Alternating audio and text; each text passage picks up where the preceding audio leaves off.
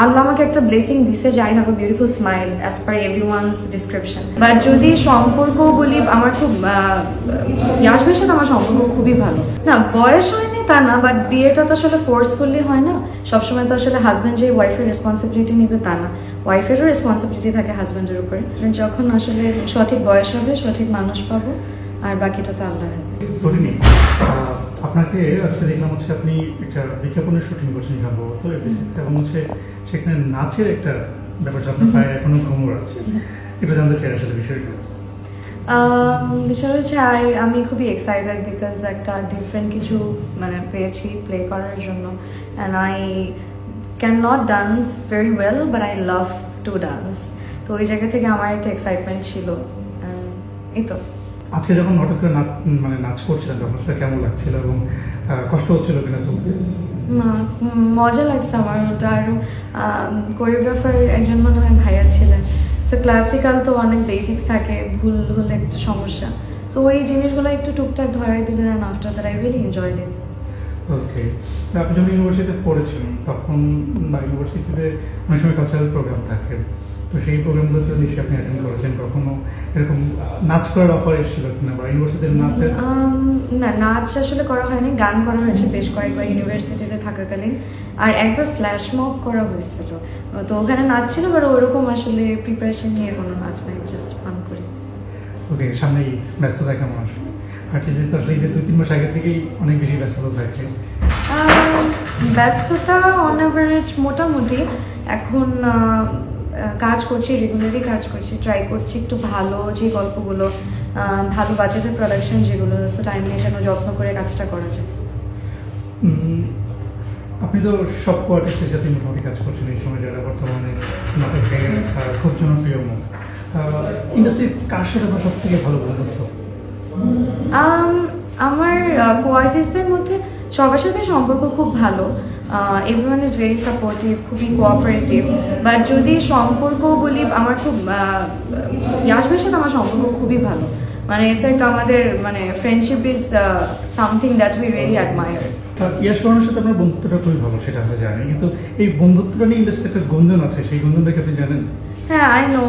এটা আমরা আসলে সবসময় দুজনেই বলি যে যেহেতু আমাদের অফ স্ক্রিনে কিছু নেই, বাট অন স্ক্রিনে আমরা আসলে এতই ভালো বন্ডিং ক্রিয়েট করে ফেলছি যে অডিয়েন্সেস কি বলে এটাকে, ওরা বাধ্য এটা বিশ্বাস করার জন্য যে there is something between us, but এরকম আসলে কিছুই না। সো এটা আমাদের সার্থকতা যে মানুষ আসলে আমাদেরকে একসাথে এত পছন্দ করে। উইন্টার ইজ কামিং, সো থাকে না যে সবসময় আমরা দেখি যে তারকাদের শীতের সময় বিয়ের একটা মৌসুম চলে, তো তিনি আসলে বিয়ের পিড়িতে কবে বসতে যাচ্ছে? যখন আসলে সঠিক বয়স হবে, সঠিক মানুষ পাবো, আর বাকিটা তো আল্লাহর হাতে। তেমন কি তো তিনি এখন বয়স হয়নি বিয়ের? না, বয়স হয়নি তা না, বাট বিয়েটা তো আসলে ফোর্সফুলি হয় না। যখন আপনি মেন্টালি সেট থাকবেন যে এখন you can take the responsibility of your other half.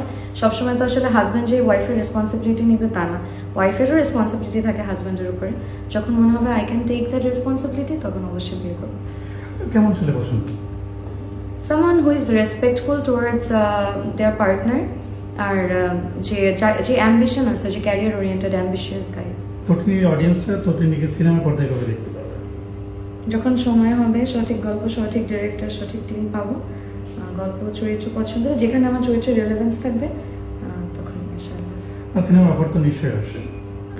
হ্যাঁ, এসেছে। তাদেরকে কি বলে আশ্বস্ত করছে? না, আসলে বিষয়টা হচ্ছে ভাইয়া, সিনেমা খুব টাইম কনজিউমিং একটা ব্যাপার। আমি সবসময় বলি, নাটকে অডিয়েন্সের থেকে যে অ্যাকসেপ্টেন্সটা বা ভালোবাসাটা পেয়েছি, সিনেমাতে গেলেও যেন এমন কিছু ওয়ার্থ ইট হয়, বা ক্যারেক্টারটা যেন ওয়ার্থ ইট হয়, বা প্রমিনেন্ট এনাফ হয় যে করার পর যেন মানুষ বলে যে আচ্ছা, ও এরকম একটা সিনেমা করছে, the character is something remarkable, মনে রাখার মতো। তটিনীর হাসিটা অনেক বেশি সুন্দর, সো তটিনীর এই হাসির জন্য আসলে সে এক্সট্রা কোনো বেনিফিট পাচ্ছে কিনা আসলে তার ক্যারিয়ারের ক্ষেত্রে, কাজের ক্ষেত্রে? এক্সট্রা বেনিফিট পাচ্ছে কিনা জানি না। আসলে বিষয়টা হচ্ছে, আমি সবসময় বিশ্বাস করি লং টার্ম সাস্টেইনেবিলিটির উপরে। আপনি যদি একটা জায়গায় আসলে অনেক বছর টিকে থাকার চিন্তা ভাবনা করেন, তাহলে আসলে আপনার ভিতরে ট্যালেন্ট থাকতেই হবে, and also at the same time আপনাকে হার্ডওয়ার্কিং হতে হবে। আর আল্লাহ আমাকে একটা ব্লেসিং দিছে যে I have a beautiful smile as per everyone's description. So I am very glad. আর এক্সট্রা বেনিফিট পেলে I am very glad and also আসলে এক্সট্রা বেনিফিট দিয়ে তো সবসময় সবকিছু হয় না। লং টার্ম সাস্টেইনেবিলিটির জন্য আপনার সবারই পরিশ্রম করতে হবে, সবারই ট্যালেন্টেড হতে হবে, otherwise you will not be able to survive here in the industry. অনেকেই বলে যে বাংলা নাটক ইন্ডাস্ট্রির এক্সপ্রেশনের রানী হচ্ছে তটিনী, এই কমপ্লিমেন্টটা পেতে কেমন লাগে? ভালো লাগে, কষ্ট করে কাজ করি যখন মানুষ পছন্দ করে, এটাই তো দিন শেষে যে কোনো শিল্পীর সার্থকতা। সর্বশেষ আপনি যারা ভক্ত আছেন, যারা অডিয়েন্স আছেন, তাদের উদ্দেশ্যে কি বলার আছে? এটাই যেন দোয়া করতে বলবো সবাইকে, যেন ভালো ভালো কাজ করতে পারি সবসময়, কোয়ালিটি যেন মেনটেন করতে পারি ওভার কোয়ান্টিটি, অ্যান্ড আপনারা সবসময় আমাকে ভালোবাসবেন।